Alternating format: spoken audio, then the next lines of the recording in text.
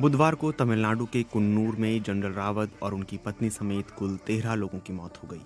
भारतीय वायुसेना ने बताया कि इस हेलीकॉप्टर में कुल 14 लोग सवार थे, जिनमें से 13 की मौत हो गई। जनरल बिपिन रावत को 31 दिसंबर 2019 को देश का सीडीएस नियुक्त किया गया था और इसके अगले दिन उन्होंने कार्यभार संभाला। बतौर सीडीएस जनरल रावत की जिम्मेदारियों में भारतीय सेना के विभिन्न अंगों में तालमेल और सैन्य आधुनिकीकरण जैसी महत्वपूर्ण जिम्मेदारियां शामिल थीं। जनरल रावत इससे पहले भारतीय सेना के प्रमुख रह चुके थे। वे 31 दिसंबर 2016 से 1 जनवरी 2017 तक भारत के 26वें सेना प्रमुख रहे। जनरल रावत का जन्म 16 मार्च 1958 को उत्तराखंड के पौड़ी गढ़वाल में एक सैन्य परिवार में हुआ। उनके पिता सेना में लेफ्टिनेंट जनरल रहे।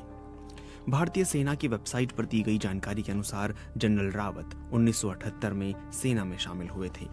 शिमला के सेंट एडवर्ड्स स्कूल से पढ़ाई के बाद उन्होंने खड़कवासला के नेशनल डिफेंस एकेडमी में सैन्य प्रशिक्षण लिया था।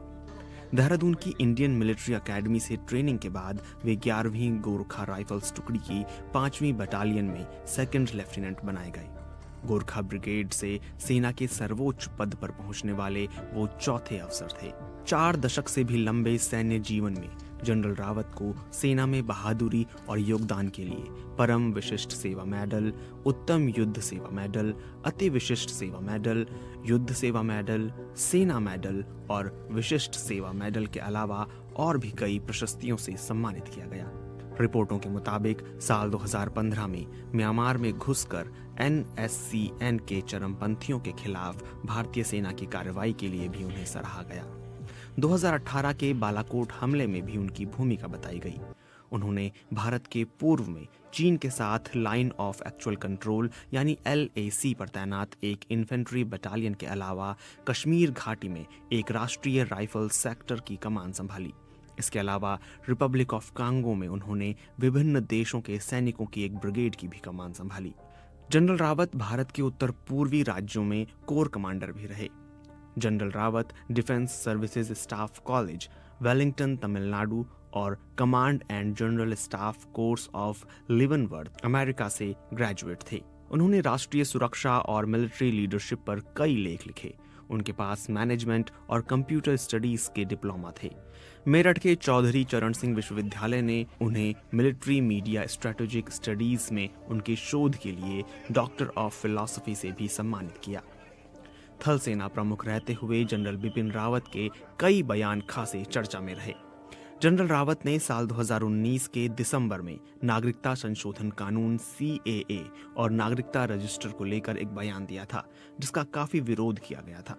जनरल रावत ने कहा था, जैसा कि हम देख रहे हैं कि कई विश्वविद्यालय और कॉलेज के छात्र हजारों की संख्या में भीड़ का नेतृत्व कर रहे हैं, जो हमारे शहरों में हिंसा और आगजनी कर रहे हैं। ये नेतृत्व नहीं है। नेता वो होता है जो आपको सही दिशा में ले जाता है और सही सलाह देता है। बयान का विरोध होने के बाद उन्हें कहना पड़ा था कि सेना राजनीति से दूर रहती है। सेना का काम है जो सरकार है उसके आदेश के अनुसार काम करना। 2019 के सितंबर में कश्मीर को लेकर उन्होंने कहा था कि कश्मीर में संचार व्यवस्था दुरुस्त है, सभी टेलीफोन लाइनें काम कर रही हैं और लोगों को कोई परेशानी नहीं है। 2018 के जून में कश्मीर में मानवाधिकारों के हनन की संयुक्त राष्ट्र की रिपोर्ट की आलोचना करते हुए उन्होंने कहा था, मुझे नहीं लगता कि हमें इस रिपोर्ट को गंभीरता से लेना चाहिए। इनमें से कई रिपोर्ट दुर्भावना से प्रेरित होती हैं। मानवाधिकारों को लेकर भारतीय सेना का रिकॉर्ड काफी बेहतर है। इससे पहले जनरल बिपिन रावत ने सेनाधिकारी लितुल गोगोई का बचाव किया था, जिन पर कश्मीर में तैनाती के दौरान एक व्यक्ति को जीप से बांधकर घुमाने का आरोप था। ये तस्वीरें सामने आने पर सोशल मीडिया में काफी आलोचना हुई थी। BSF के एक जवान तेज बहादुर यादव ने सोशल मीडिया पर एक पोस्ट डालकर सैनिकों को खराब खाना दिए जाने की शिकायत की थी। इसके बाद जनरल रावत ने कहा था कि जवानों को सोशल मीडिया के इस्तेमाल से बचना चाहिए।